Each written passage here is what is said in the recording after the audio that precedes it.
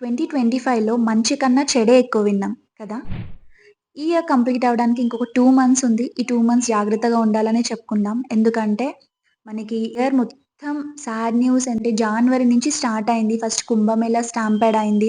Pahalgam attack, జూన్‌లో Air India plane crash 100+ members చనిపోయారు. ఆగస్ట్‌లో క్లౌడ్ బర్స్ట్ అయితే జరిగింది ఉత్తరాఖండ్‌లో. సో, 70 మెంబర్స్ పైగానే చనిపోయారు. అండ్ అదే ఆగస్ట్‌లో హిమాచల్ ప్రదేశ్, జమ్మూ అండ్ కాశ్మీర్‌లో కూడా ల్యాండ్ స్లైడ్స్ జరిగాయి.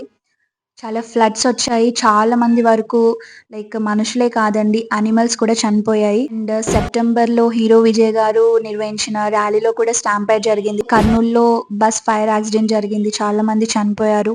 అండ్ ఫస్ట్‌న శ్రీకాకుళం కాశీబుగ్గ దగ్గర 9-10 మెంబర్స్ చనిపోయారు. స్టాంపేడ్ జరిగింది అక్కడ కూడా. థర్డ్ అందరికీ తెలిసిందే. 3 నవంబర్ చేవెళ్లలో బస్ ఇన్సిడెంట్ జరిగింది. ఒక ఫ్యామిలీలో ముగ్గురు అమ్మాయిల్ని కోల్పోయారు. వాళ్ళే కాదు చాలా మంది కోల్పోయారు. అది ఎవరు తీర్చలేని బాధ. సో, మనం ఒకటే చేయగలుగుతాం. దేవుడిని ప్రార్థించడం మాత్రమే. ఈ 2 మంత్స్, ఈ ఇయర్ కొంచెం ఇంకా ఏం జరగకుండా ఉండాలి అని మాత్రమే కోరుకుందాం.